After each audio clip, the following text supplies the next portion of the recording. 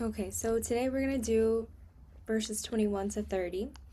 We'll cover those verses, and I think we should also review like the past verses that we've done. So, under the what do you say? Should we like call on them and ask them to read the verses? Because Yeah, they we haven't could done that in a while. yeah, we could totally do that. I was thinking, what if we start with that, just with the review, Okay. and then we could move into the new verses. Yeah. Um, Also, did you guys get the email? Because it's only 15 people here.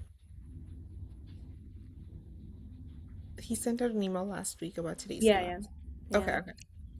I think everyone got it. It's just I don't think they read the second part of the email. Yeah. I was thinking about sending out an email last night, but yeah, I was like swamped with work. Yeah.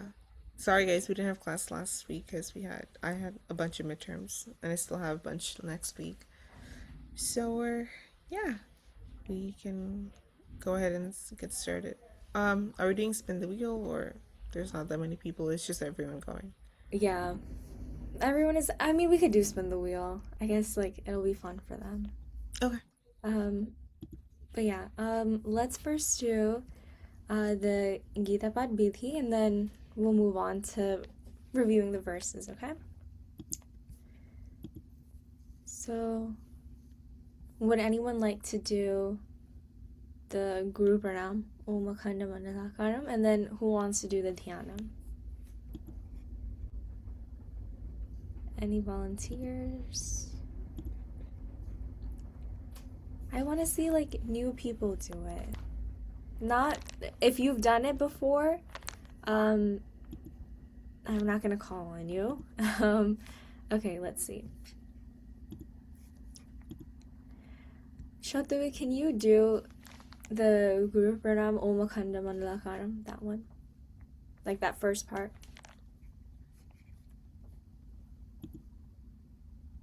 Om Tat Shat, Om Tat Shat, Om Tat Shat, Om Akandalang Vadam, Vatam Yena Karam Karam, Tatpadam, Darshitam Yena, Tasmai Sri Gurave Namo, Om Namo Bhagavate Vasudevaya. Om Namo Bhagavate Vasudevaya. Om Namo Bhagavate Vasudevaya. Good. I like the tune. Okay, so some words that you have to keep in mind. So it's Om Akhanda Mandalakaram. Can you say that, Shatavi? Yeah. Okay, say it. Mandalakaram. Mandalakaram. Hmm. And then you see the word that starts with C? So when you see that kind of word, usually it wouldn't be the way that you pronounced it. You have to like think of it as like an invisible H after the C. So it'd be chara charam. Shara Charam. Good. Okay. Thank you. Okay, let's go to Dhyana.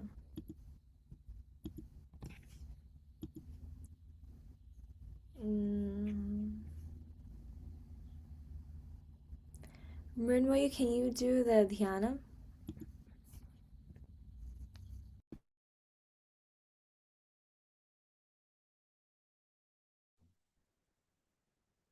अतः अतः श्रीमद्भगवद्गीताध्यानं वसुदेवसुतं देवं कंसचानूरमर्दनं देवकी परमानन्दं कृष्णं वन्दे जगद्गुरुं मूकं करोति वाचालं पङ्गुं लङ्घयति गिरिं यत्कृपातमहं वन्दे परमानन्दमाधवम्. Okay, thank you. Um, so now you guys take out your Gitas. We're going to be reviewing everything from verses 1 to 20. So that includes how to like read the verses, and then also if you guys have been journaling, I hope you guys have been journaling, we'll like maybe like we'll ask like one of you guys, we'll spin the wheel, and then depending on what question you get, so for example, you might get a question to read a verse, you might get a question to say what 3 verses you chose, why you chose it, all that. Okay, sounds good? Okay, so let me set up the wheel and then we can get started.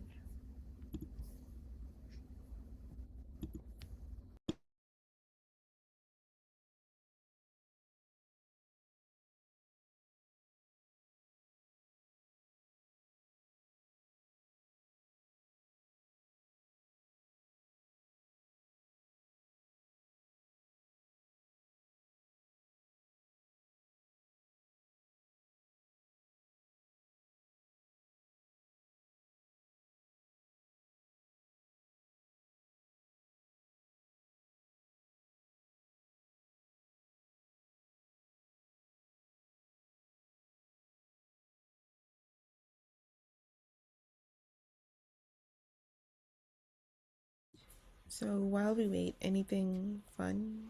Anything to talk about?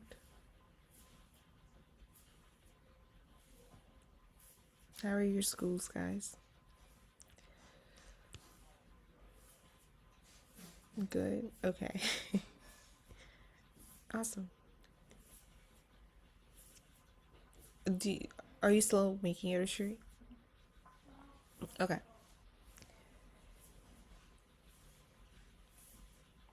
It's good. Okay.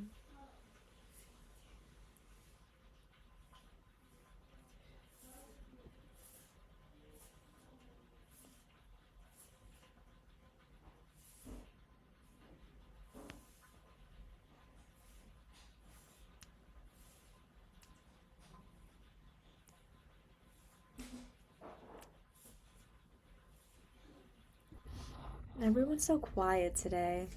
Like no one's talking. It's okay. Once we spin the wheel, everyone's gonna talk. I think they have to talk. Yeah.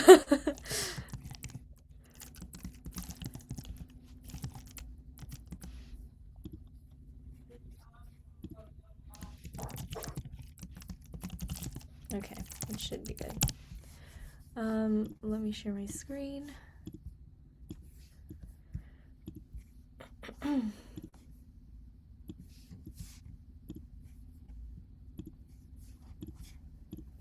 Okay. Can you guys see it? Hopefully you guys can see it.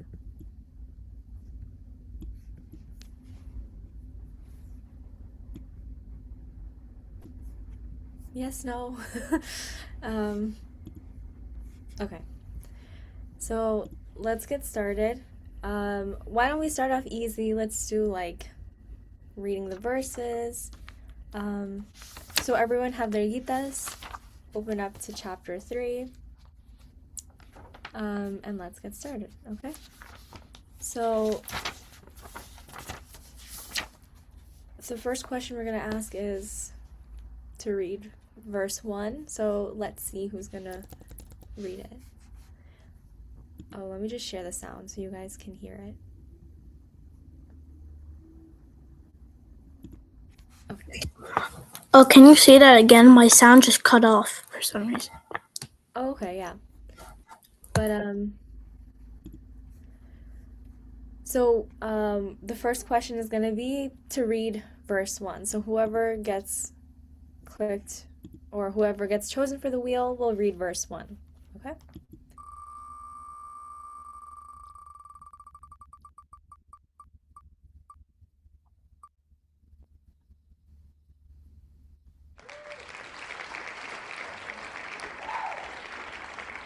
Okay. So Mrinmoy, can you read verse 1? Yeah. Arjuna Yuvacha Jayasi Chet Karmanaste Mata Buddhi Janardana Tatkim Karmani Goremam Niyojayasi Keshava. Good, thank you. Audrey, you want to ask the next question?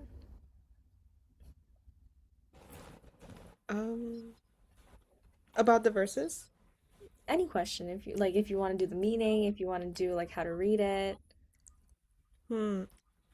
Okay. Oh, we're randomly choosing a verse for the next person. Yeah.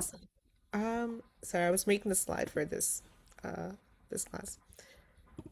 Can the next person chant verse 3 and give a keyword from the verse? And its meaning. Yes, and the meaning of the keyword. Okay, let's see who's gonna go next.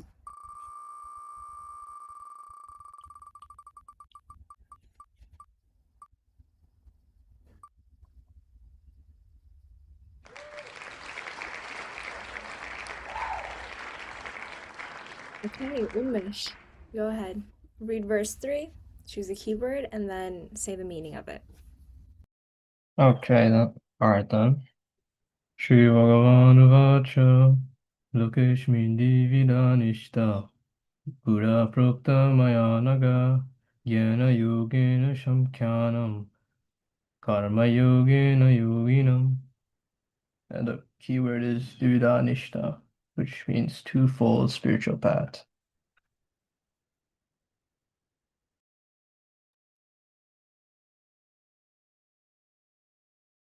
Okay, sounds good, thank you. So, Dividhanisha means the twofold spiritual path, and then remember we went over that based on what we read in the following verses, right? Okay. So the next question will be to read verse 5 and then to summarize the meaning of verse 5 in your own words. Okay? So let's see who's going to go next.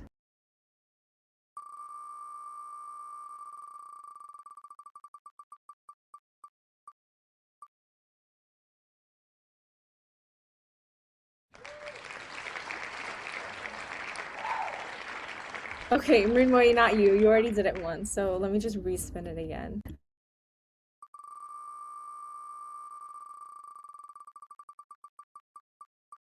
Wait, do you want me to keep track of the verses we did, or are you doing it?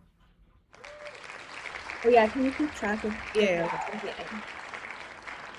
Okay, Kushan, read verse 5 and then in your own words summarize the verse meaning. Nahi kaschit shanam api jatutishtat akarmakrit karyate hayavashakarma sarvaprakti jagunai. So basically what this verse is saying, it's saying how nobody can, like, how do I say this? Nobody can remain without doing action. Like their impulses, they're like actions, they're like it can't be unavoided. So basically, like their impulses and actions, they deprive like the average human of like freedom, and like it basically compels them to act.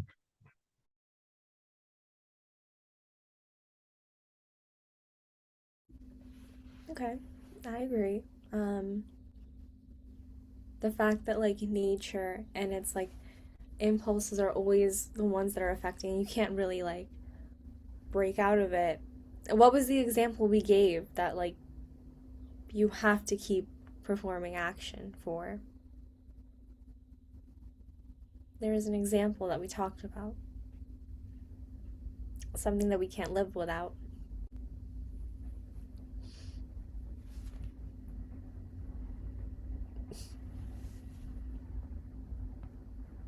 Anyone know?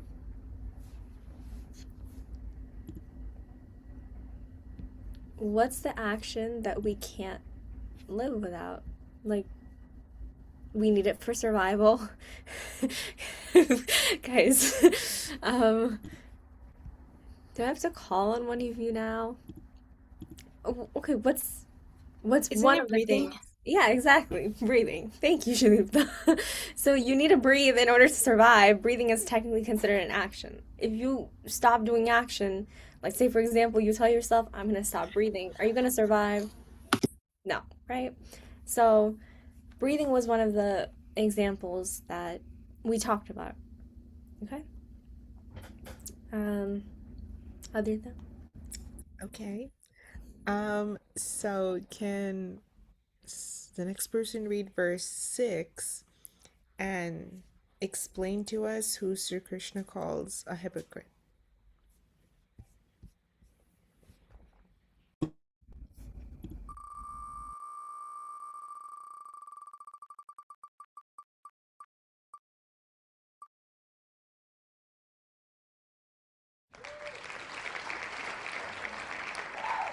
Yeah. कर्मेन्द्रियाणि संयम्य या आस्ते मानसस्मरन् इन्द्रियार्थान् विमूढात्मा मिथ्याचारः स उच्यते. And what do I have to say?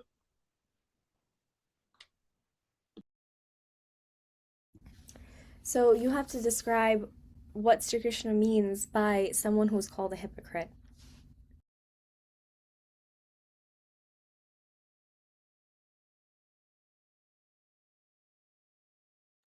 Well, I'm not really sure, but what he means by that is that someone that like wants to enjoy things for their own desire, basically. That's the person that's called a hypocrite.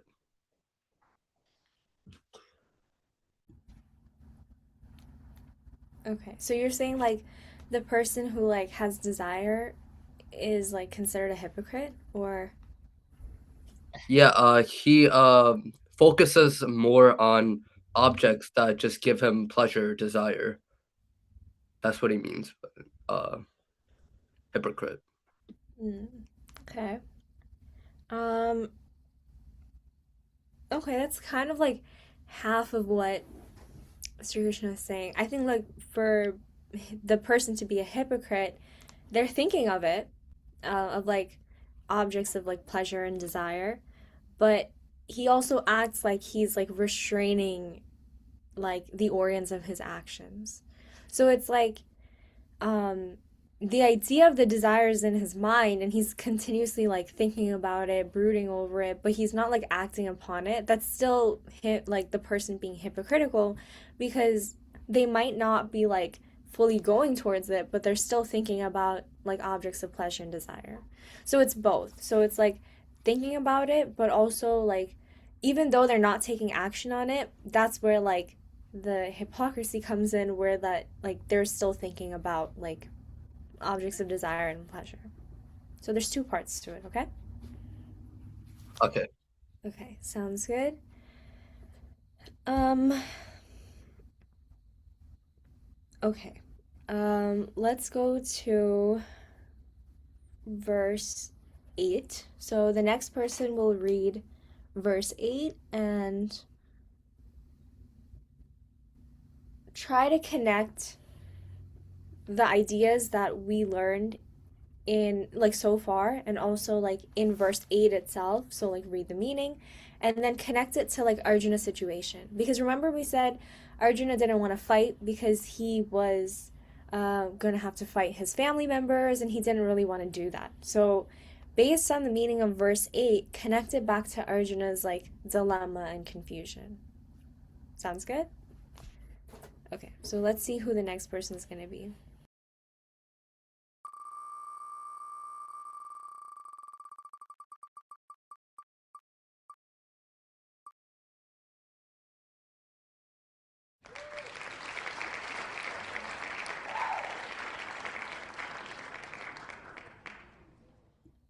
Okay, Niloy. Go ahead.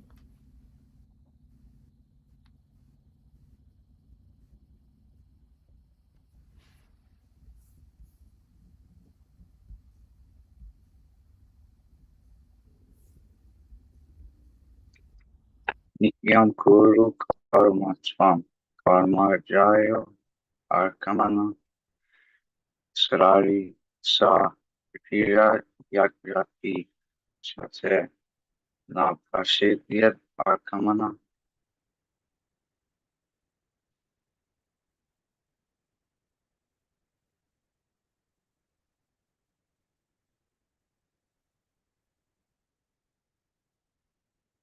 What do I have to say?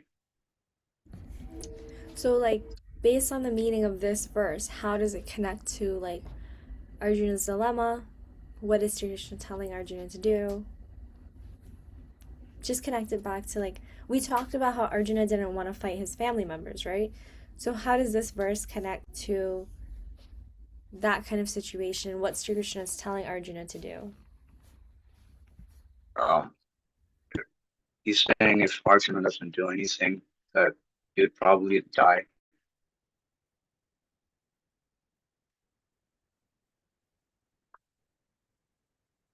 He has to do something to survive.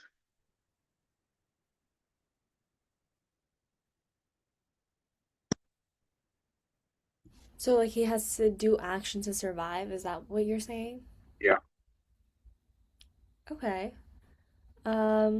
That's true. It says if you're totally inactive, even the survival of the body would become impossible. Okay, makes sense. But I think like if like you connected it back to Arjuna's dilemma, he didn't want to do action. He didn't want to because he's a warrior. He's a kshatriya. So like his job is to fight in wars whenever like a war breaks out. He's a warrior and he's like a trained warrior too. So that's his duty to be a warrior to fight in the war. And we saw like most of chapter 1 and a little bit of chapter 2 where he was like, "Oh, I don't want to fight my family members." He basically doesn't want to do his duty as a warrior to fight in the war. So, if you wanted to connect this verse back to like Arjuna's dilemma, it would be that even though Arjuna doesn't want to fight, Sri Krishna is giving all these reasons, even in this chapter, in this verse, saying that you should do your duty, because in general, if you don't do action, you're not going to survive. But it's also like your duty to fight in the war, right? Okay.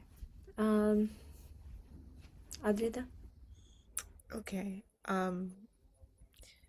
Can the next person do verse 25 and tell us how does Sri Krishna kind of differentiate between the ignorant person and the enlightened one? Especially in this verse, specifically. Did we do verse 25? Did we? I'm so sorry, did we? I have down 3 and 5. Maybe I wrote that down wrong. Oh. Did we do it? I don't think so. I think we stopped at 20. Oh, I'm so sorry. Hold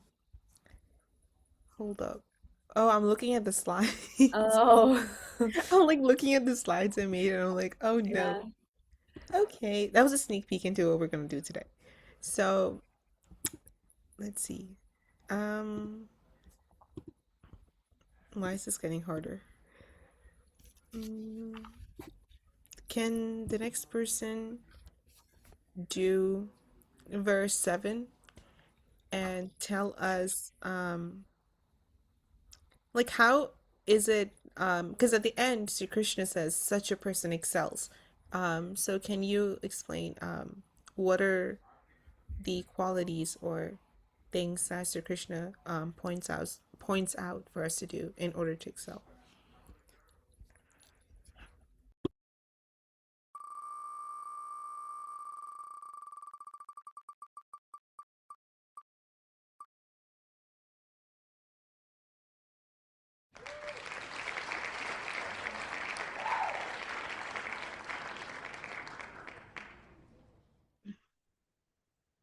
Yastev Indriyani Manasa Niyami Arabateri Jana Andriya Karma Yogam Ashaktasa Vishishyate. Okay, so before you move on to like explaining the meaning, Shatawik, there are a few words. So you're just gonna repeat those after me, okay? So you see how like the word is like spelled as TV, right? And then after that is Indriyani. So when you read this verse, the V becomes silent. So think of the V as an I. So if the V wasn't there, if the V disappeared, you would like connect the T and the Indriyani together, right? So the verse, like when you start reading it, it would be yes Tindriyani. Okay. Can you repeat after me? Yes Tindriyani. Yas Indriyani. Yes Tindriyani. Yas Tindriyani. Yeah. So you just combine it together. You forget that like the V is kind of there, okay? And then the next word that I want you to repeat is the lot like on that line. It's a long word, but you would pronounce it as Niyam Yara. So repeat after me, Niyam Yara. Niyam Nara. Niyam Yara. Niyam Yara. Bhatar Juna. Pada Jara. Bhatar Juna. Parta Juna. So once you like kind of like understand how to like smush the words together so that it like follows the tune, you'll be okay. Okay? Oh yeah, so Shatavik, like you can answer the other part of the question. So like what are the things that make a person excel? So like what I think like what a person's like points to make them like excel, like it's trying to like have to like control your senses or like your desires or like your use your like mind to like to like you to like guide your action or like you can like perform your like duty for like action like karma and also you can like do your like work without attachments and like rewards.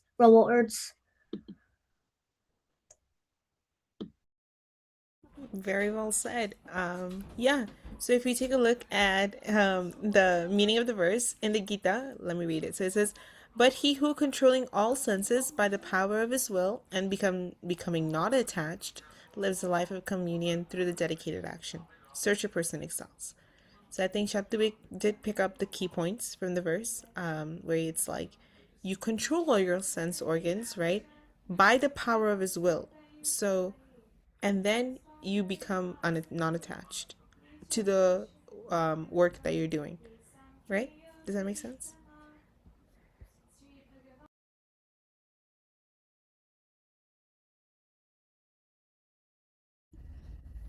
Okay.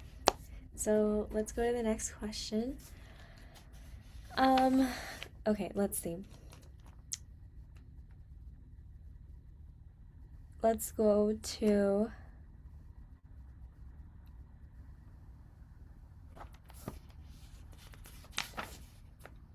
Okay, let's go to verse 14. We're jumping around a little bit.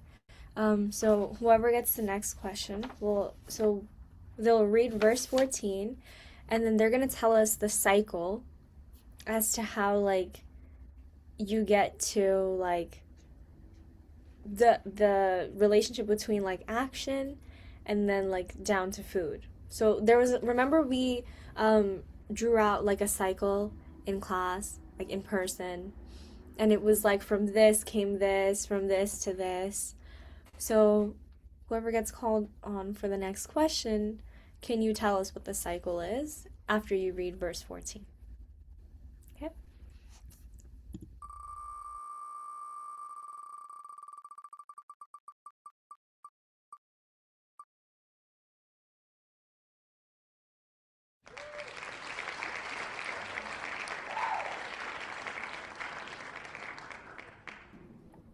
Anyad bhavanti bhutani prajanat anasambhava yajnat bhavati parjano yajanya karma samabudava.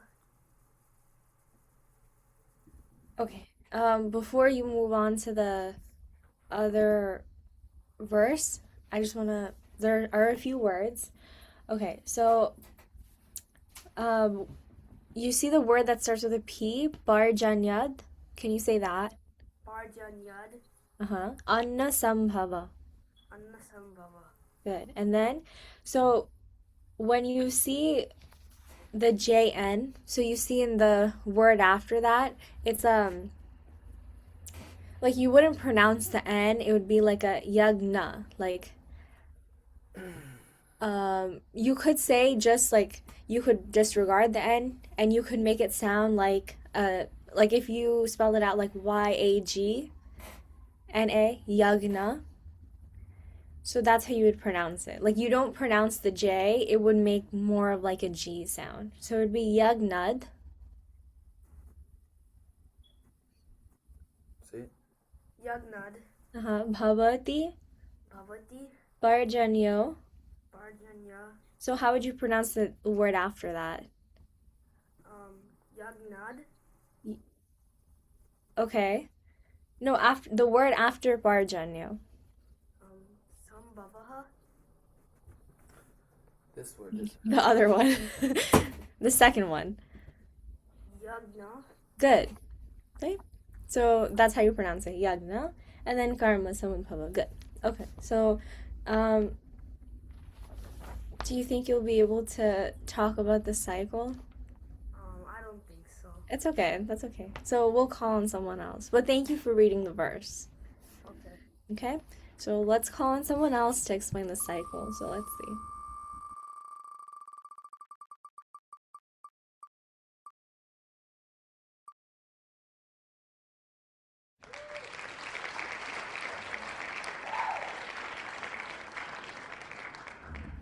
Well, do you think you can explain the cycle? I don't think so. You don't think so? No. Okay. What is the question, mate? Okay. That's okay. Does anyone want to volunteer to answer what the cycle is? Remember we drew a diagram in our notebooks?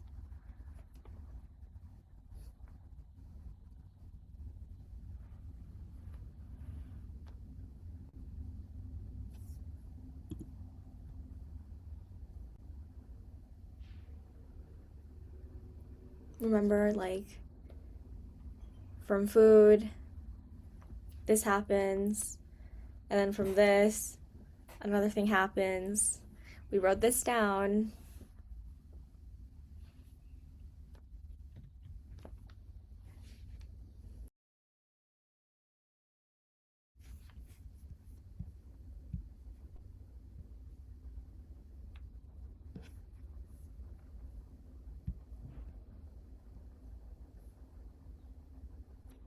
Okay, someone read the meaning of this verse, like, that's written in the Gita. Okay, Orko, go ahead. From food, from reproductive power sustained by food, creatures are born. Food is produced by rain. Rain is born of sacrifice, and sacrifice originates from action. So if you had to explain the cycle, how would that cycle work? Like, where does it start from? Where does it end? Me? Yeah. What I would first say is that everything originates from action, and after action, sacrifice originates, and after sacrifice, rain comes, and after rain comes, you get food because you need water and oxygen to make food, and from food, humans and animals are born. Good, thank you. I agree. And that's your cycle. So remember we like drew it out in our notebooks. We talked about it. So that's the cycle. You start off with action, your karma, and then from there sacrifice, and then from sacrifice comes rain, and then from rain comes food, and then from food comes like living beings and creatures. Okay? But yeah. Adrita, you want to go ahead and ask? Yes. Let's see. I've like lost count of which ones we have asked, so let's hope the one I choose is not one we have done. So,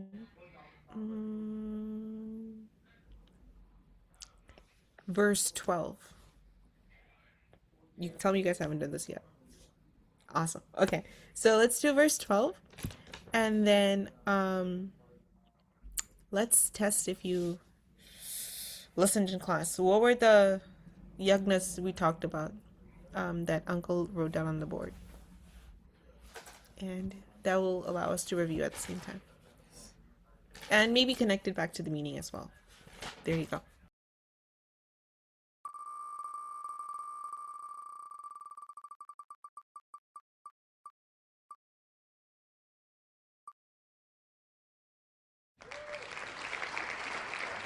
Okay, we'll respin because Kushan already did it.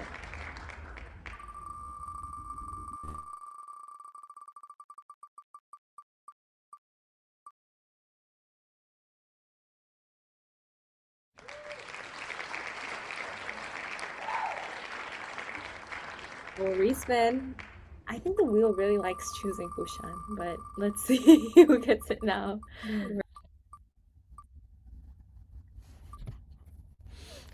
Okay, now. Oh, Shiri, Yeah. what if you make what do you call it? A separate tab and copy and paste all the names, and in this one remove the names as you go. Okay, sounds good. Because it keeps choosing Yeah. Kushan. So that's fun. Okay, let's see. Give me a second, guys. Let me do that. But okay, I'm just gonna remove Kushan's name. Yeah, as you go, just remove them. I Yeah, think that'd be Shanmik easiest. went. Shotvik went. Shanod went. Unmeshi went too, right?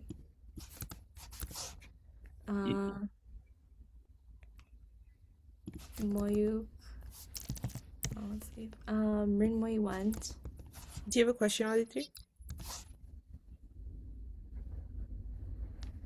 It's not really a question, but what I was gonna say was whenever like you do the wheel and when it like picks someone and gives you the option to like remove that person's name, you should like do that so it doesn't keep picking the same people.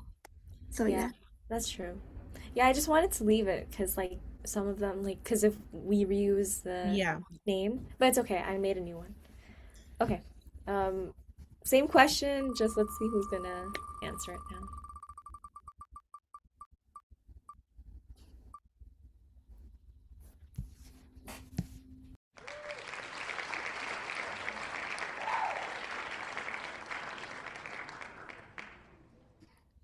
Okay. Ali, you can go ahead and answer this question. Wait, can you say the question again? I didn't get it. I got you. It is chant verse 12, and then in light of these few verses, we discussed some yagnas in the in-person class that Uncle kind of wrote down on the board. Maybe remind us of those and connect it back to the meaning of the verse in verse 12 specifically.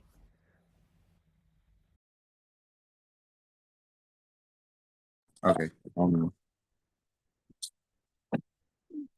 Istanboga hivo deva dashyante yagna bhavita dardatan apadayabhyo yobungte stena evasha.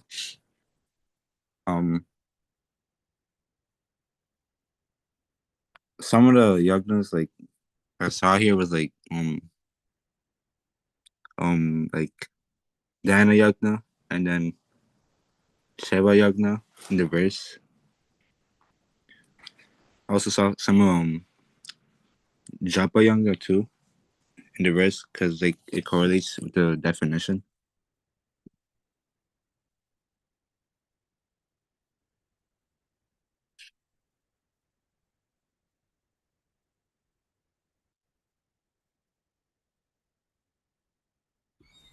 Are you done?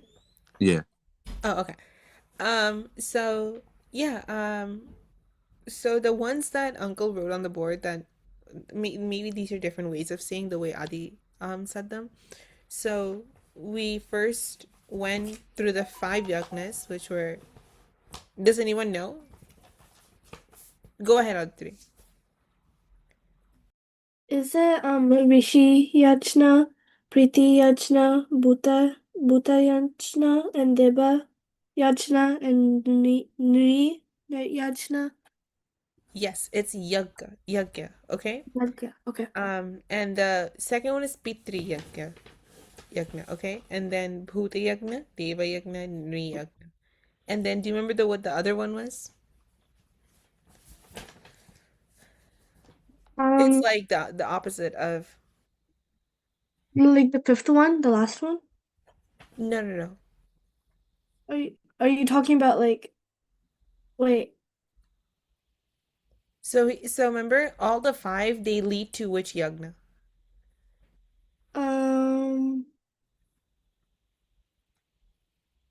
They all lead to Brahma yagna, right? That's what we talked. And then if we don't do these with these qualities, then it becomes Daksha yagna, right? And so just to give you a little overview, so it's like Rishi yagna is like welfare of mankind, and the Pitri yagna is to serve the family.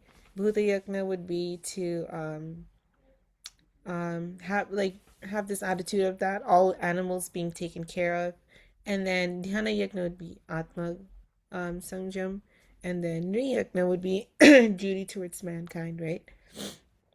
And then Brahma yagna, which it leads to, would be like sacrificing, always meditating, and then japa, so pride wouldn't come. Does that make sense? Yeah, thank you. Awesome. Yes, so we kind of discussed this in light of all 20 verses, but I think it connects very well to verse 12 because the meaning of verse 12, if you look at it, it says, "Worship by sacrifices, the devas will give you the desired objects of enjoyment, and they will verily thieves who enjoy their gifts without giving in their share in return." Right? Okay. Your turn, Shri. Okay.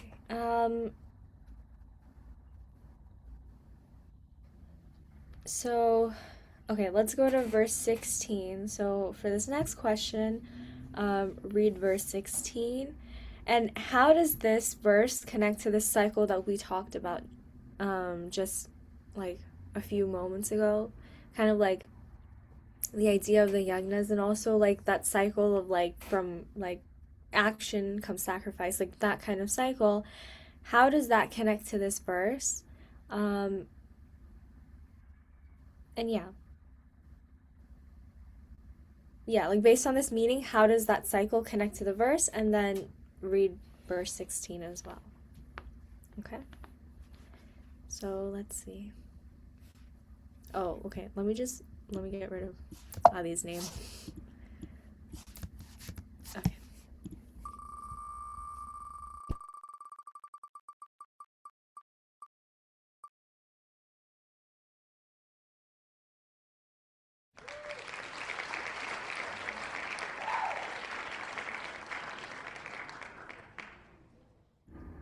Okay. Anurag, can you read the verse then? And then we'll split up the question into 2 parts. Unless you want to answer the second part. Do you want to answer the second part? Can I read it, but can you say it first and then I repeat it? Yeah. Okay. So you can read the verse then. So verse 16, okay? Okay. Evam pravartitam. Pavitam. Say it again. Evam pavitam. Okay. Evam pravartitam. Pravititam. Chakram. Chakram. Nanu Nano. Varta. Varta. Yati hayaha. Veti yahaha. Yati Yeti. hayaha. Hayaha. Good. Aghayur. Ahayu. Aghayur. Agayur. Indriya. Indriya. Ramo. Rama. Mogham. Mugam. Partha. Partha. Sajivati. Sajivapi. Sajivati. Sajivati. Good. Thank you. Good job, Anurag. Okay, so I'll spin the wheel for the next part. So another person will answer that part.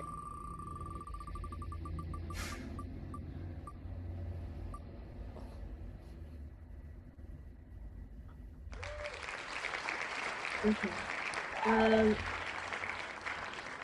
Shani, can you answer that question? The second question? No. But can you like give me a hint? Okay, so the hint is, so you're gonna read read the meaning of the verse and then like how does it connect to the cycle that we talked about before? So can you read the meaning for us? But 16, right? Yeah, 16. Brother, O son of brother Eve, does Baratam set in motion karma wheel cycle, the arrangement of Milton Wait, which verse are you on? 16. For chapter 3? Yeah. Can I see it? Like, can you hold it up to the camera?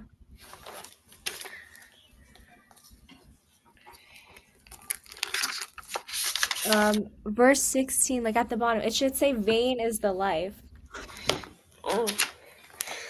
Vain is the life of the sinful of sins equal person who fails of fulfill of his obligations, and the cycle of manual interdependence and server, which is the loss of servants and play. Okay, thank you. Okay, so I guess I'll explain this one if that's okay. So I think I know. Huh? I think I know it. Okay. Like the wheel cycle is like the arrangement of the wheel depends on servers. The mutual interdependence and service part? Yeah. Okay. So for this verse, so we talked about this cycle, right? So from like action comes sacrifice. But in order to get to that cycle, we need to do the action that needs to lead to that sacrifice and then following whatever is on that cycle, right? If you don't do the action that is meant for you, if you don't do your duties, you're kind of like cheating the system, but it's not helping you in any way. You're kind of like, you're not benefiting yourself, you're not benefiting anyone. So for this verse, it's saying, vain is the life of that sinful and sense-indulgent person who fails to fulfill his obligations in the cycle of mutual interdependence and service. So the person who doesn't do the actions that is meant for them, and continues to like brood over the senses, they're failing like this obligation to be in this cycle of like dependence and service. Okay? Okay. Sounds good. Okay, so let's keep going. Adrita? Oh, wait. Is it me? Do I have to make up a question? No, I think it's you. I think it's me. Okay, okay. Okay. Ooh. Okay, that was my. Sure, let's keep forward with there that you ask your question. Okay, let me see. So, let's see. Which verse should we do? Hold up. Can we do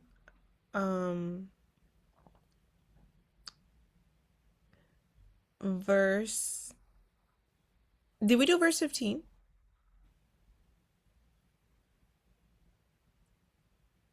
No? Okay. So 2.0, let's do verse 15. And the question could be, how are actions, and then knowledge, and finally the ultimate reality, how are they all connected? Let me know if that makes sense. I understand. Okay, can you rephrase the question, because I'm not sure how the question is able to connect with the verse you gave me.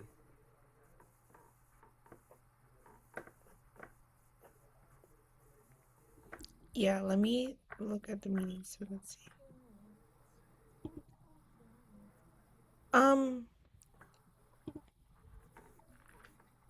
Or actually, never mind. I got it. I understand. Do you okay. I understand. Okay. Karma brahmodbhavam vidhi brahmakshara shamudbhavam tasmat sharvagatam brahma nityam yagne pratishtitam. The question you ask, it can be connected back to the previous verse, whereas in verse 15 it talks about the works of sacrifice are found in the Vedas, and this sacrifice is coming from the cycle of cycle that originates from action. So that connects to the knowledge that's found in the Vedas, and from here these Vedas allow us to perform the sacrifice, which helps us eventually attain this to the supreme being. Yep. So yeah, that was also what I was thinking. So you could, as Shuparno said, you could all think of it that the human actions that we perform are part of this larger cosmic order, right? Type of thing. And we see that in the verse that it says actions, they arise from the duties or yagnas, right? Which come from the Vedas. And then the Vedas themselves originate from Brahman, right? So the ultimate reality that underlies the whole universe. And so, yeah, so that was basically the connection I was asking for. But yeah, your turn, Sherry. Okay, so the next question is going to be about verse 18. So you'll read verse 18. So in this verse, explain the meaning in your own words, and who is Sri Krishna referring to when he says him in this verse. Okay, so let's see who's going to answer.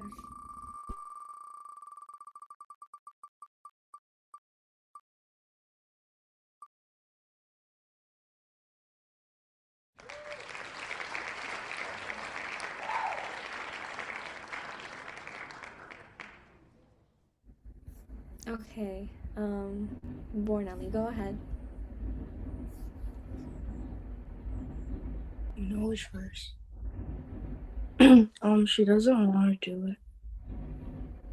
She doesn't want to do it? Okay, can she just read the verse then? And then someone else will answer the question. Do you want to read the verse? She said no. Okay, so we'll respin that. That's okay.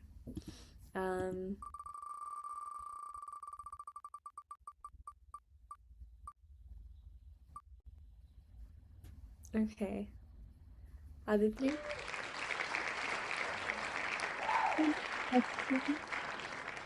Can you read can you read it and then can I read it? Oh yeah. Okay, so I'll say it once and then you'll repeat, okay? Okay. Okay.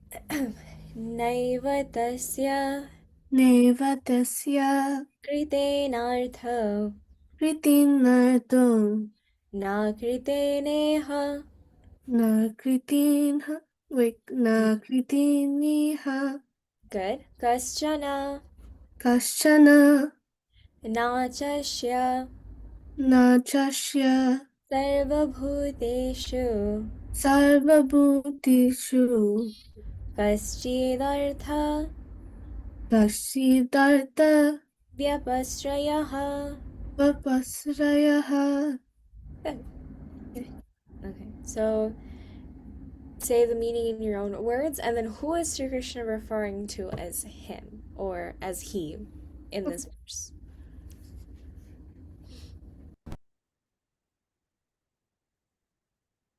Is he talking?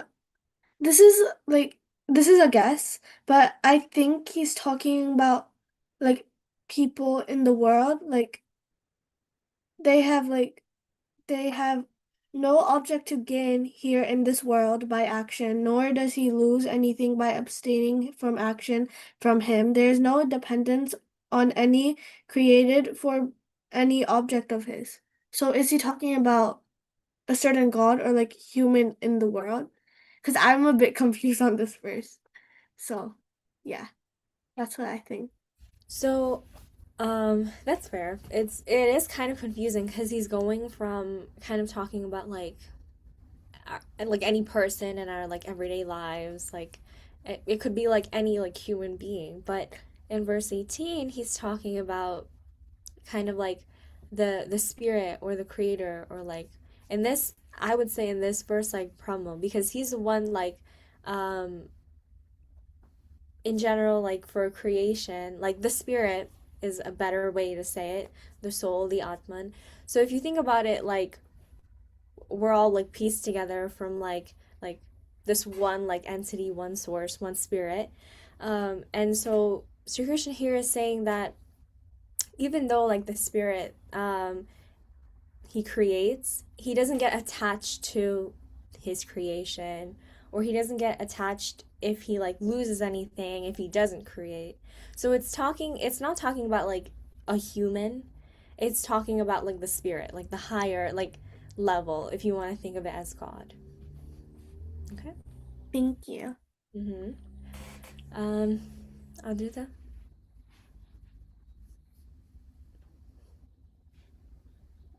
Any questions for we have like a few more people left. Okay, So so the next one. yeah. Awesome. Did we do verse 10? No, right? I don't think so. Okay. So here, very basic question. Read the verse. Explain the meaning in a simplified manner. And one thing you should consider when you explain the meaning is what connection between humans and sacrifice was created at the beginning of creation by Prajapati.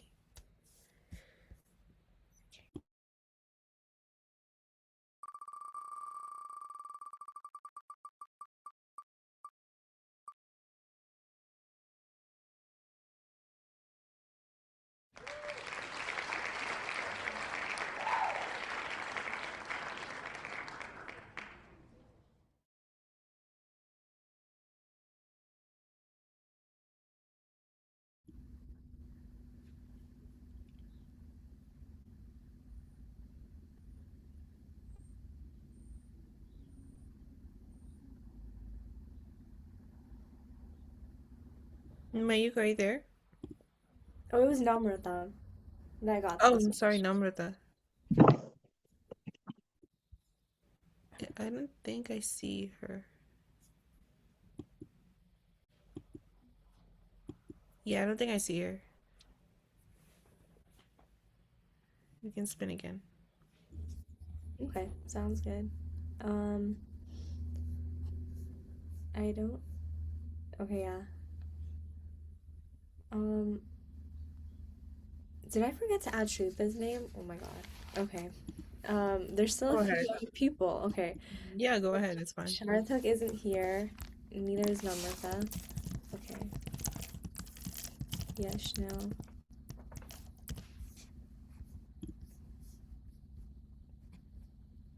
Noirate. Okay.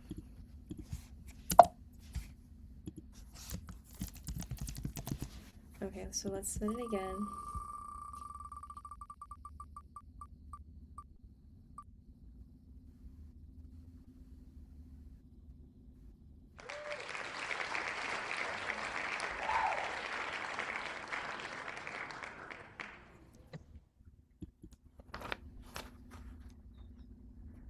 With you?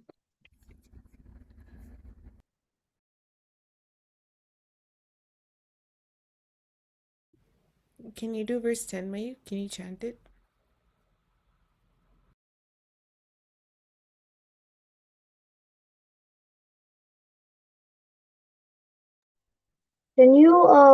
Can I repeat after you? Yeah, sure. Let's do that. Sahayagna praja srishtva Shahayagna Prajashta puruvacha prajapatihi Puravacha Prajapatahi anena prashavishetyam. Ane Prashivishya Okay, say it. Anena Anina prasha Prasha vishyadam. Vishyata Take it off from the left. Anena prashavishetyam. Anena Prashivanena Esha voshishta kamaduk. Esha Shishita Meduk Esha Yeah. Esha Esha voshishta Vashishta kamaduk. Kamaduk. Okay, so I'll say it once and then you can repeat it back. Okay? Sahayagna praja srishtva puruvacha prajapatihi anena prashavishetyam esha voshishta kamaduk. Shahayatna Prajashishta Puruvata Prajapati Anina Prashavidana Nisha Loudly. Maduk. Okay, good. So just a few words here and there, but if you practice that should be fine. Okay, I guess we can move on with Shuri because we still have the 10 more verses for the next week. Yeah. Okay, so how many more questions do you think we should ask? Did we go through all the verses once? No. There's Okay. still a few, yeah. We should finish the remaining in terms of chanting and the verses, and for the people who are left, we can just ask them a few questions about random verses without chanting, Yeah, that's if that fine. works. Okay, so I guess for this next question, for verse 9, so you don't have to chant this verse, but what is Sri Krishna warning us about, and what does he advise us to do for verse 9? Okay.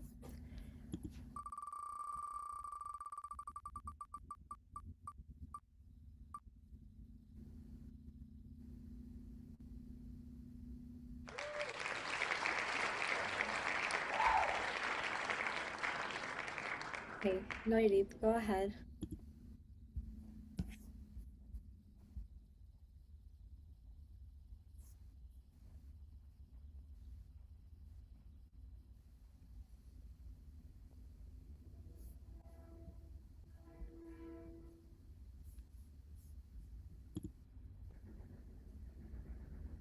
Are you there, Nari?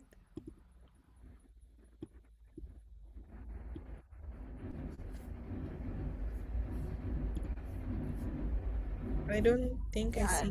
I don't see her either. Okay. Okay, let's spin again.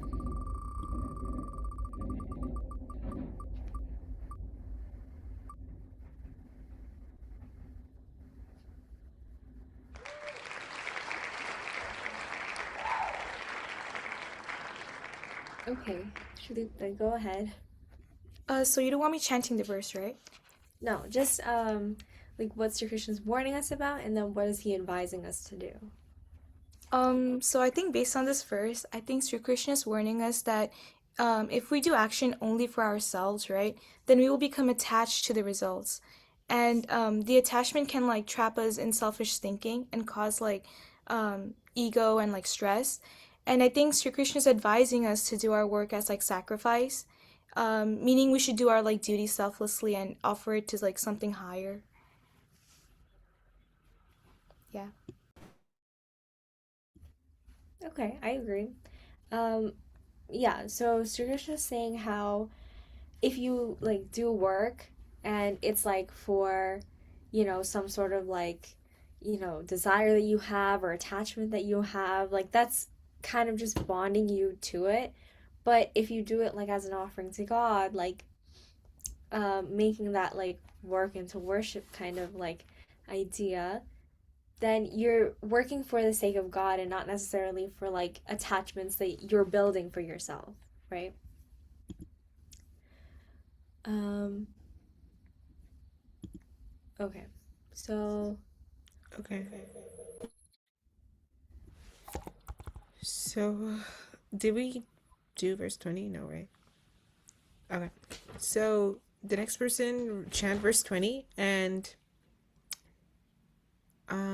discuss the example that Sri Krishna uses in verse 20. Like as an example of someone who has attained, perfection. And how did such how did such a great leader achieve perfection through action? Let me know if that makes sense.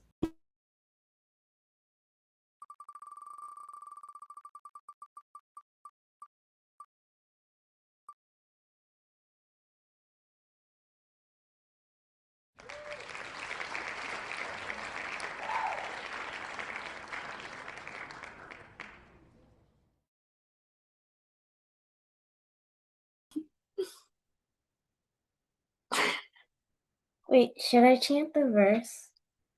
Go ahead.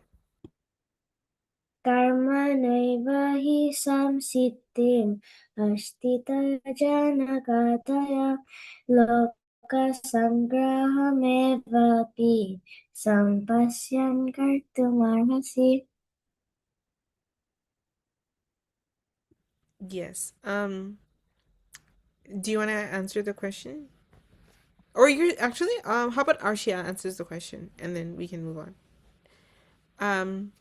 So Arshi, the question was, what is the example of the person that Sri Krishna gives in this verse, and how does that person attain perfection through action? So he gave an example of Janaka. He was a ruler of a kingdom. He attained to perfection since he wanted his people to. He wanted the good of the world. No, wait. He wanted to work so that the world could be better, if that makes sense. And Yeah. he worked for others. Like that's what I meant. Like. Yeah. So yeah. So the example was Janaka. Oops, sorry. Do you guys know who Janaka is? Like everyone? Like what is one of his, I don't know, most famous identity, I guess. Guys. Okay. So a little bit of history. Does anyone want to talk? Go ahead, Argo. King Janaka was known for attaining perfection because he was a king, but at the same time, he did lots of tapasya and he dedicated his whole life to selfless action for the world. Yes. So what Argo said is right. So sometimes as a he was a king, right? So him doing tapasya and being the ideal, like he represents the ideal of karma yoga, right? So these two things are very hard to maintain at the same time. So he is a perfect example for how people like us, we still have to do our duties, right? But at the same time we have to be detached. So I think yeah. So the example that we discussed in this verse is King Janaka, who was also most famously known as the king of Mithila, also the father of Sita. Yeah. okay. Did we do verse 17? I don't think so. But okay. So verse 17. So for the person who focuses on the spirit, what does Sri Krishna say happens to that person in verse 17? Okay.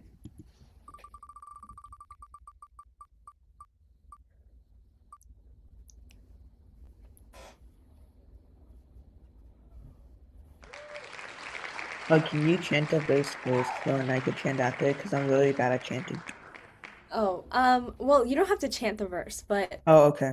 but now that you said it, it's okay. I can say it and then you can repeat after. Alright, So then you, that's fine. huh? Alright. Okay, yeah, so you get some practice, okay? Yastatma Yastva Yastatma Yastat Ma Ratireva Shad Rati Evasya Atmatriptas Admatriptas Chamanavaha Chamanavaha Atmanyeva Admanyeva Chasamtushtas Samchastutas Chasamtushtas Chasamtustas Tasya Karyam Tasya Karyam Na Vidyate. Navidyate. Okay. So you can go ahead and answer the question. So it says self spirit is alone and you have to, and the content is satisfied in the self. So it says there's no obligatory duty for discharge. So what is Sri Krishna saying here? The person who delights in the self, what happens to them? There's no duty to discharge. Okay. So okay. So it says, but whoever delights in the self, spirit alone, and is content and satisfied in the self, for such a person there is no obligatory duty to discharge. Yes. Okay. So that's the meaning of the verse. So it's like from verse 16 to verse 17, he's like kind of switching sides. So 16 is like the sinful person that doesn't like follow the rules, doesn't like give He back. changes from the bad side of the consequence to the good side of Yeah. being devoted. Yeah, exactly. So it's like the person who like has faith in the spirit and is like happy in the self, they continue to do their duty. They can do whatever they want and whatever their duty is, but in the verse 16 it says it talks about the sinful of who fails to do his obligations. Yeah. And And then 17 is the opposite. Yeah. Okay. Sounds good. Okay. I'll do that. We have two more people. So wait, did we do verse 19? I don't think we did verse 19. I don't think so, right? Yeah. What Okay. other verse did we not do? So I think towards the beginning we didn't do it. So verse 19. Yeah. So chant verse 19. A very easy question. Why should people continue performing their duties even without attachment to the results? Like, what is the purpose? And what does it lead us to?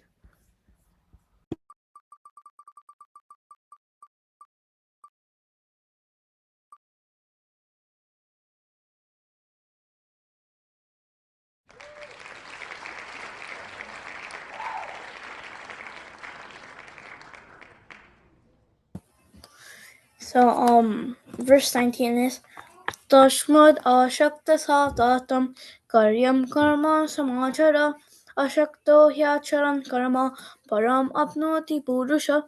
This verse is saying that if you perform work without with selfless action, you attain the supreme. And like how verse 18 says, he has like man has nothing to gain or nothing to lose, so there's no dependence on him. So if you do work without making bondage for yourself, you attain the supreme.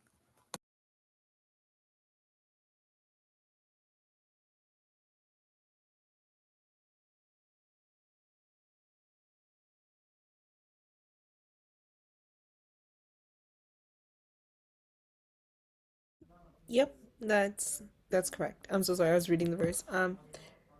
Yeah. So we can move on to Ashri. Okay, so let's. So this is a question for Dream Team. So let's all like flip back to verse 2. So you can read the verse, and then this is like Arjuna speaking. So what is he confused about, and what does he ask Sri Krishna to do? If that makes sense. Okay. So Dream Team, you can go ahead.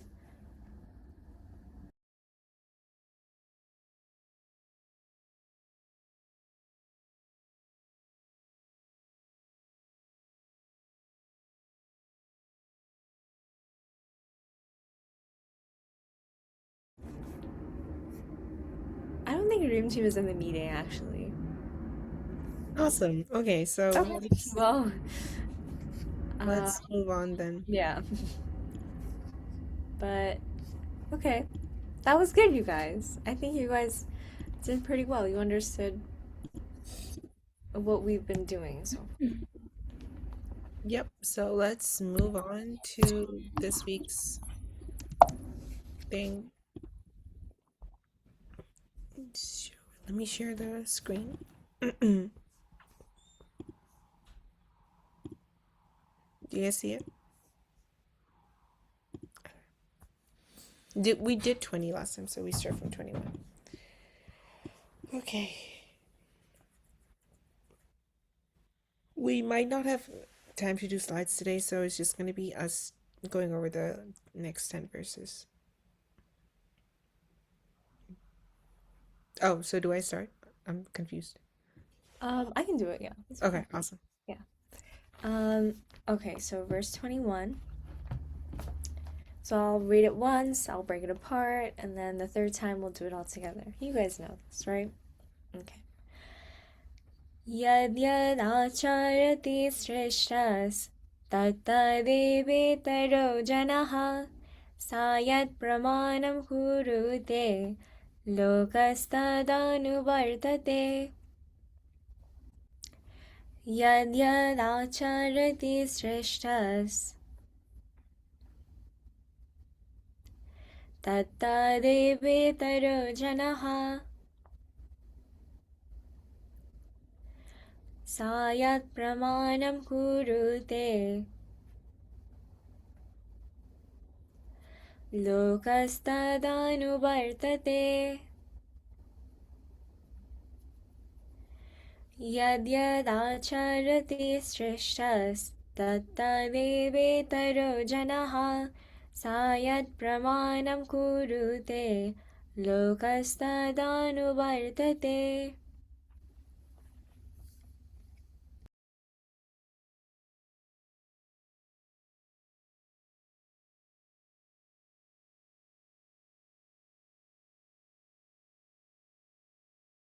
I'm okay here. So here it says Srishta, meaning a noble person, right? And Yat Yat, meaning whatever. And then Acharati, does.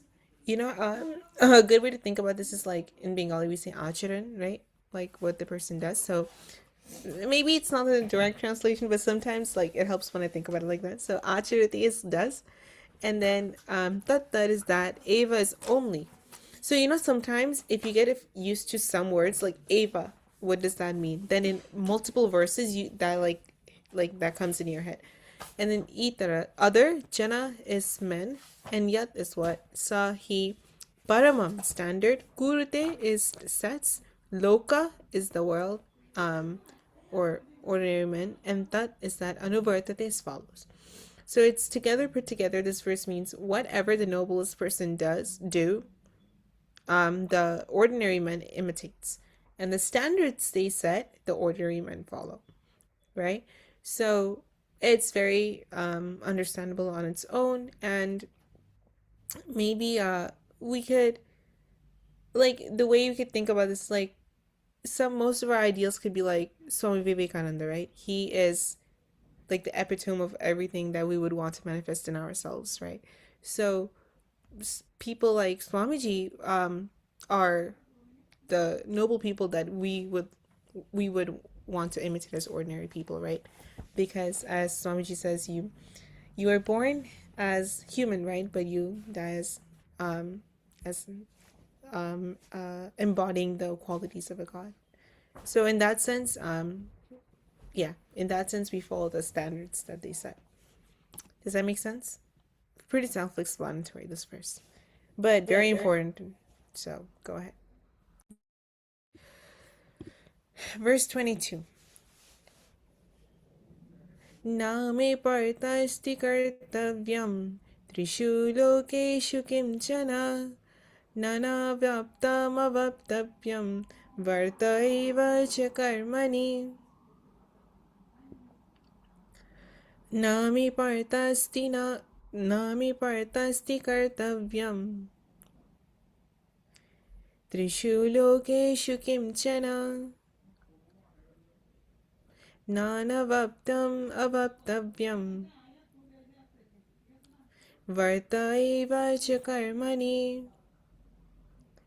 Nami partasti kartavyam trishu lokeshu kimchana nanavaptam avaptavyam vartaiva cha karmani.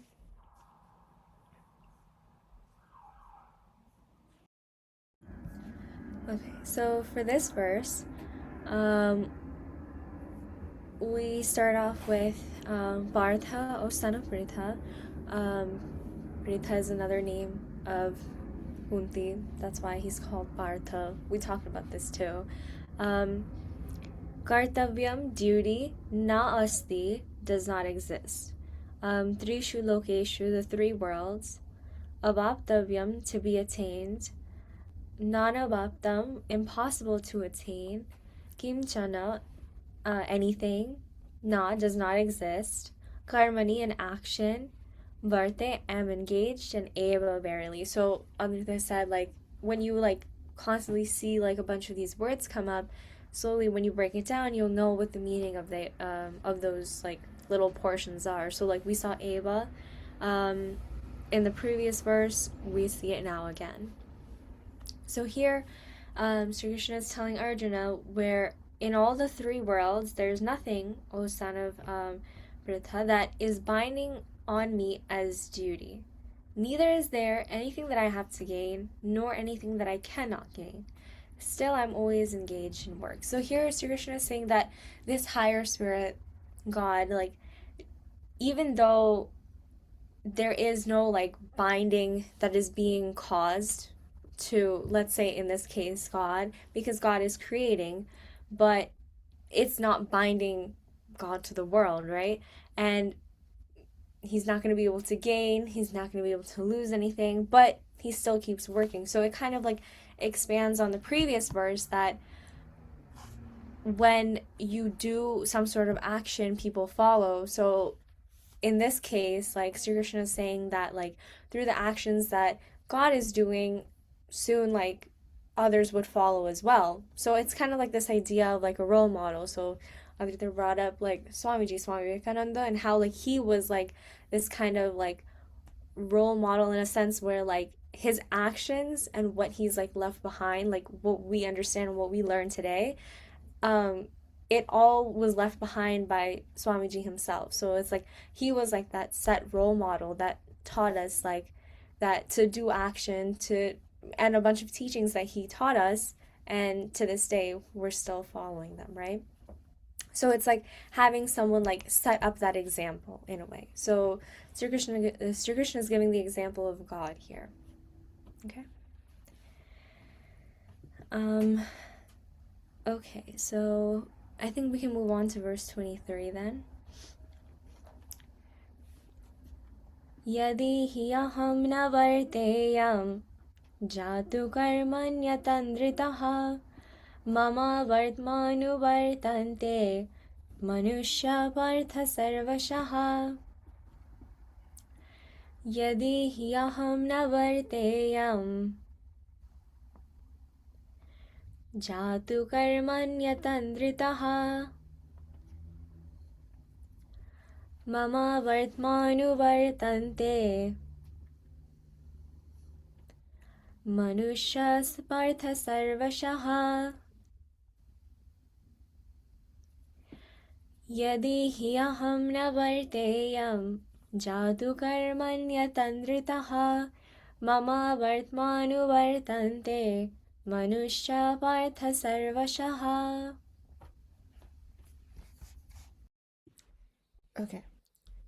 So here we see Sri Krishna telling Arjuna, like, if I did not continuously perform my duties with care, right, people would follow my example and also stop doing their duties. So that is like the easier way of phrasing this meaning here, which is, oh, son of Prita, if I did not ever continue in action unwearied, men all around would have followed my way, right?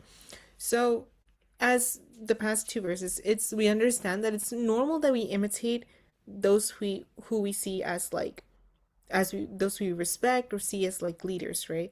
And if they are irresponsible or lazy, then it is natural that we would follow their footsteps, right? So Sri Krishna is putting himself there like as an example and saying, oh, I still have to continue, like Sri Krishna still has to continue in actions, because I mean, for people like Sri Krishna who does not personally need anything from action, but they still have to act to set the right examples for the rest of us. Does that make sense? Okay. Verse 24. Uchide yuri me loka na kuryam karma chedaham samkarasya ch kartasyam upahanyam imah prajaha. Uchide yuri me loka na kuryam karma chedaham samkarasya ch kartasyam upahanyami ma prajaha. Uchide yuri me loka na kuryam karma chedaham samkarasya ch kartasyam upahanyami ma prajaha. Okay, so here aham means I, karma, action, nakuryam, do not work, chit, if, ime, these, loka, worlds, uchide, would perish, samkarasya, of confusion, karta, author, sham, would be, imaha, these, praja, beings, upahanyam cha, destroy also. Okay, so in this verse, it says, if I were not to work, all these worlds would have perished. I would have been the cause of confusion among men and of their ultimate destruction. So Sri Krishna keeps going to explain that if he didn't do the work, if he stopped doing it, not only would others not follow in that path, that would also lead to the destruction of the three worlds and how like they would be perished, because if he were not to do the work, no one's following in that path, and it just causes confusion and ultimately destruction of the three worlds. So here, like, Sri Krishna is just enforcing that idea, like in the past three verses. Okay. Okay, we can move on to verse 25. But okay. Shakta karmanya vidvamso yatha kurvanti bharata kuryad vidvams tatha shaktas chikirshur loka samgraham. Shakta karmanya vidvamso yatha kurvanti bharata kuryad vidvams tatha shaktas chikirshur loka samgraham.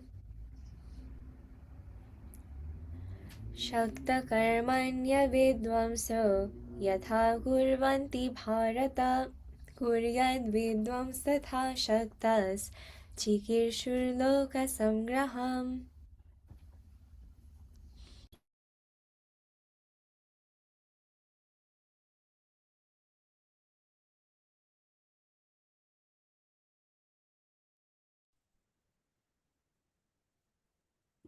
Okay, so here it says aham I. Karma is action. Na kuryam is do not work. Chit if No, he we're on makes verse 25. these. Oh, I'm so sorry. I'm No, like no, all don't over the place today. No, don't worry. Yeah, so we're on verse 25. But Oh, are you chanting? I already did it. So it's my turn to chant? Yes. No, it like you can explain the verse for 25. Oh, yes. I was explaining. I'm like, wait, no, I'm supposed to explain, but the slide wasn't changed. Okay. Bharata is like os yana Bharata is. Karmani is to action. Sakta is attached. Um, Adidwa, Avidwamsha is ignorant people. Yata as Kurvanti is act.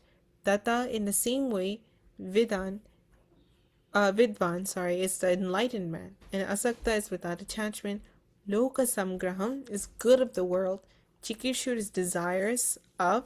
And Kurya is should act. So if you put these together, it's Oskion of the Bharata race. Just as ignorant men do action out of attachment, so let enlightened ones perform the same unattached with the good of the world in view. Right? So it's you can think about it in this way, in the sense that sometimes it's like, this idea of work as worship, right? Sometimes we do our own work because we're attached to the results, or like we want certain fruits from that action, right? But if you were to do the same action, right, the action stays the same because those are your duties, you have to go about it. But if you have this view of, oh, let's do the work as worship, right? Oh, whatever I'm doing is an offering to the Lord, right?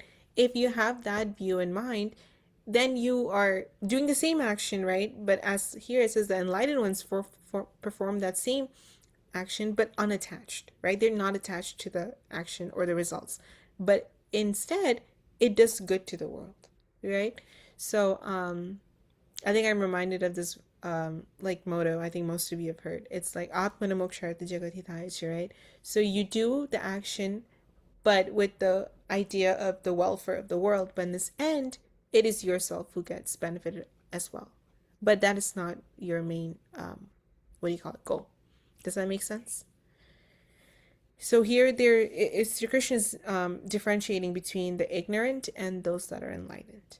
So if we were to ask you, oh, what is a characteristic of the enlightened versus the ignorant man, then this could be one way you can explain it. Okay, verse 26. Na buddhi bhedam janayed ar ajnanam karma sanginam जोषयेत् सर्वकर्माणि विद्वान् युक्ता समाचरन् न बुद्धिभेदं जानायेत् अज्ञानं कर्मसङ्गिनं जोषयेत् सर्वकर्माणि विद्वान् युक्ता समाचरन्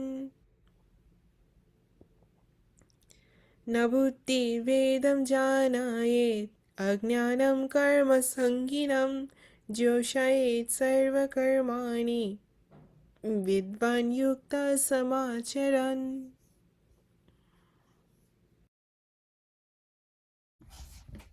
So here Vidwan means enlightened, enlightened man. Karma sanginam, attached to action. Ajnanam, of the ignorant. Na, not. Buddhi bhedam, unsettlement of the mind. Janayat, should create. Yukta, with equanimity. Samacharan, doing everything. Sarva karmani, all actions. Joshayat, should make them interested in. Okay. So enlightened man should not cause confusion in the minds of ignorant people by his conduct. Himself working with equanimity, he should make them interested in all activities. Okay, so this verse might sound a little confusing, like the meaning. So here Sri Krishna is saying that like the enlightened person, like he shouldn't go around like once they like become enlightened, they shouldn't go around like preaching to like the one people that are like ignorant, because that's just gonna confuse them. So Sri Krishna is saying to like just to stay on your own path, do your own duties, and just like continue on that path of like equanimity, or like this idea of like equalness within, and then he should just make them interested in all activities, like going on like their own path. So here Sri Krishna is just saying that like once you find like that enlightenment, instead of like preaching it to others, just to go on your path simply, because if you preach it to others, it's just going to confuse everyone. Okay. Let's go to verse 27. Prakriti kriyamanani gunai karmani sarvashaha ahamkara vimuratma kartahamiti manyate. Prakriti kriyamanani gunai karmani sarvashaha ahamkara vimuratma kartahamiti manyate. Prakrite kriyamanani gunai karmani sarvashaha ahamkara vimuratma kartahamiti manyate. Okay, so I think a lot of people usually quote this verse a lot of times, but yes, so here it says everywhere the dispositions of power of nature perform all works, right? But deluded by egoism, men thinks I'm the doer. So here it's making a distinction between who is doing the actions, right? So Sri Krishna says it is the gunas, right? The three gunas, sattva, rajas, and tamas, that does it. And however, because we're deluded, we're ignorant, we think that we are the ones doing it, where in reality, it is not us, right? So if we understand this philosophy, I think it makes a lot of things less complicated in lives when we're performing action, right? Because at the same time, you don't feel as stressed. It's like, oh, I'm the doer, right? But we get a better sense of this verse in later chapters in like Gunatraya Bhivaga Yoga. And that chapter really breaks it down what each gunas is doing, right? What happens when each are predominant and so on. We also see this in Shita Shitrika Bhivaga Yoga. So this verse, it's like it is in a sense elaborated much in more details in later chapters, if you look at it carefully. So moral gist of the verse is that we are deluded because by our ego, and we think, oh, it is us. Like, let's say you're doing some donation, right?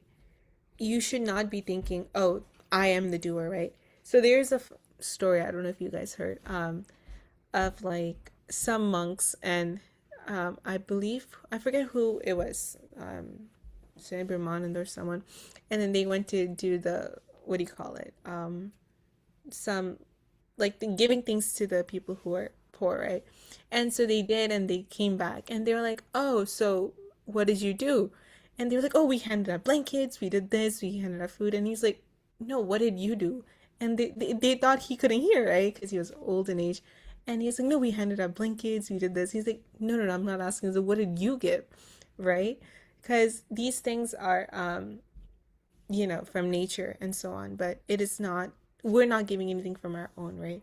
So in essence, it's not a direct relation to the verse, but we are not the doer. So it's better if we think that it is the Lord's work that I'm doing, and He's the one who's using me as an instrument to get this work done. Yeah, so next verse. Tattva vittud mahabaho guna karma bhivagayo guna guneshu vartanta iti matva na sajjate. Tattva vittud mahabaho guna karma bhivagayo. गुणगुणेषु वर्तन्त इति मत्वा न सज्जते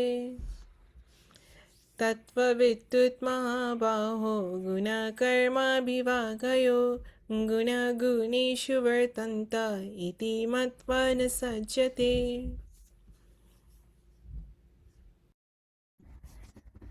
Okay. Mahabaho, O mighty arm. So here Sri Krishna is referring to Arjuna as Mahabaho. Guna karma vibhagayo, of the division of the dispositions of nature and of actions springing from them. Tattva-vittu, knower of the real truth about them. Guna, dispositions of natures are organs. Guneshu, in dispositions as objects.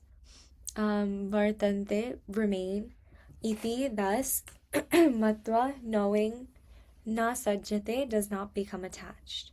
So here it says, but those who know the truth, that the dispositions of nature and the actions springing from them are distinct from the self, do not get attached, understanding that it is not the self, but the dispositions of nature as organs that settle on the respective objects, which two are products of the same disposition. So basically, what is being said here is that this idea of like having to do the action that like we're prescribed to do, those actions are actually coming from nature and not necessarily from the self. So the self itself is your Atman, right? Normally when we're doing the work, the Atman is within us, we tend to get attached to these ideas of like, oh, I'm doing this work, I want to see this kind of result. You're constantly like thinking about the fruits of your action. Eventually you get attached because that's constantly in your head. Like for example, if you're going to take an exam, right? And your goal is to get like 100 on it. Now that's the only thing that's going through your head when you're actually taking the exam. Forget about like the stuff that you studied for in your head. It's just the idea that, oh, I need to get 100, right? So you're attaching yourself to whatever action that you're doing. You're attaching yourself to the idea of, oh, I'm the result that's going to come out from it, right? But here Sri Krishna is saying that when you understand that it's actually not like the Atman, the self, the soul that gets attached, it's because of like these three gunas. Remember, Rajas, Tamas, and Sattva. So those three gunas, those kind of like lead to like different things that happen in nature. So it's like the gunas that lead to us having to do the actions. It's not actually like the self or like us doing it. So when you understand that difference, that distinction, that's when you understand that you're not supposed to get attached. You're just supposed to do the work that you're supposed to, like, that you're given, like your duties. So that's kind of like the main takeaway here that Sri Krishna is saying, that like not to get attached, because when you understand the difference between the two, you'll understand that it's nature actually, not the self acting. Okay? So we'll move on to verse 29. Prakritir samura sajjante guna karmasu tana krishna vido mandan krishna vindo vichalayet. Prakritir samura sajjante guna karmasu Tana Krishna Vido Mandan Krishna Vinna Vichalayet. Prakriti Guna Samura Sajjante Guna Karmasu Tana Krishna Vido Mandan Krishna Vinna Vichalayet.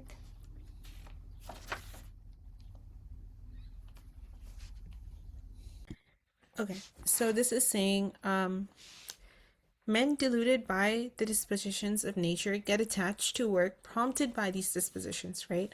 And those who know the whole truth should not unsettle these dull-witted men of imperfect understanding. So this sounds very complicated in the first read.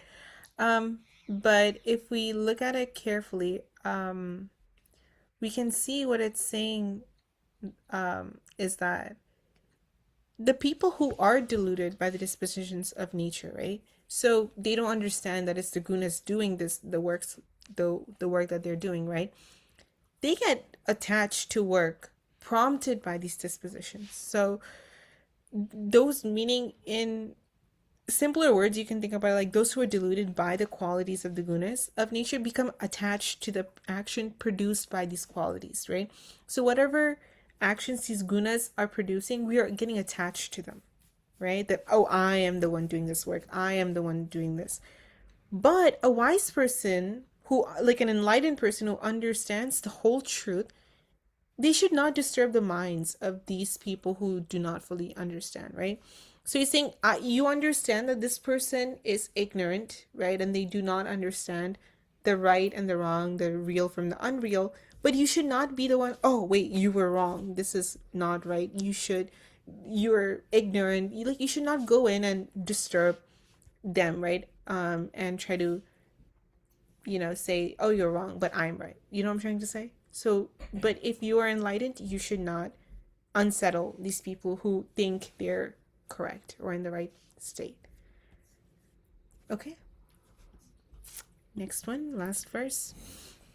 Mai sarvani karmani samnishyadhyatmachetasha nirashi nirmamo bhutva yuddhashvabhigata jvara. Mai sarvani karmani sannyasyaध्यात्मचेतसा निराशी निर्ममो भूत्वा युद्धस्वाभिगतज्वरा. मयि सर्वाणि कर्माणि संन्यस्याध्यात्मचेतसा निराशी निर्ममो भूत्वा युद्धस्वाभिगतज्वरा.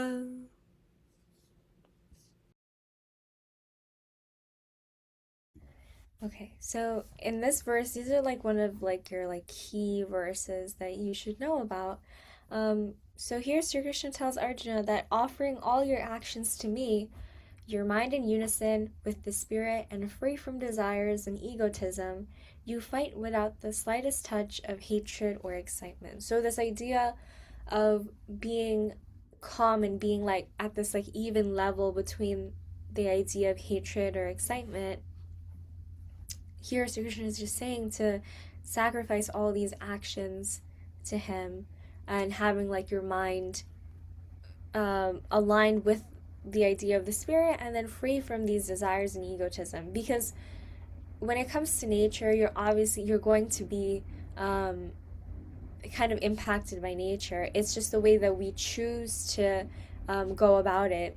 If we choose to get bonded to it and we choose to like try to like change the outcome of every situation, obviously you're building that bondage. But if you choose to act and just fulfill your duty and not get bonded, that's what Sri Krishna is saying as like the idea of offering all the actions and being free from desire and egotism. Oh yeah. Okay. So those were our verses from verse 21 to 30.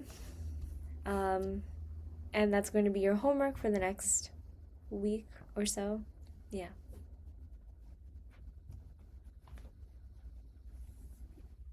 Yep. So, do you have a question, Aditya? So like the homework is to like practice them or like journal about them?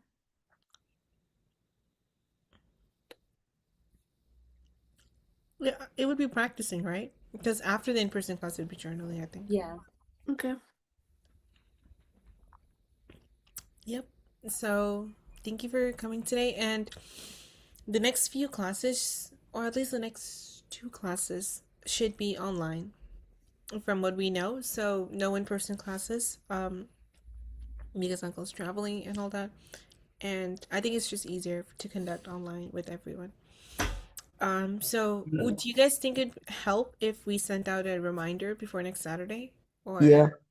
Okay. So Ashuri and I, one of us could send it out, as like we did last time. But yeah, thank you so much, guys. Oh, concluding prayer. Yeah. Who wants to do concluding prayer today? Someone that we haven't heard from yet.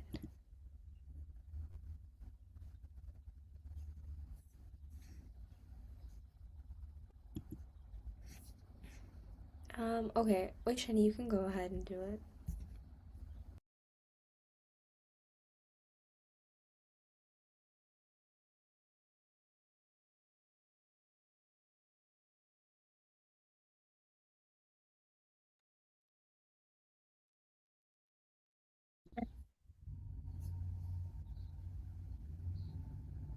Oh, Shani, you're muted. Yeah. Oh, like, can you show me the page? Yeah. Give me a second, I'll share it.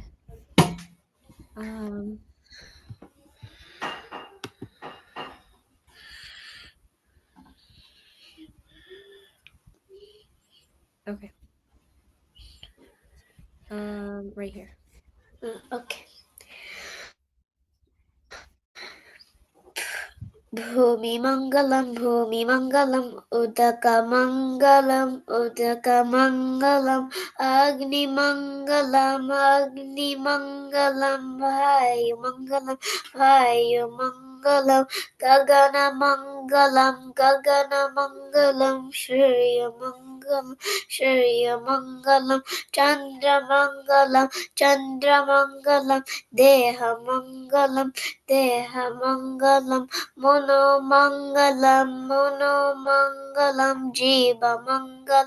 Jivamangalam, Atmamangalam, Sarvamangalam, Bhavatu, Sarvamangalam, Bhavatu, Om Shanti, Hari Om Tat Sat, Shri Chama Paramastu.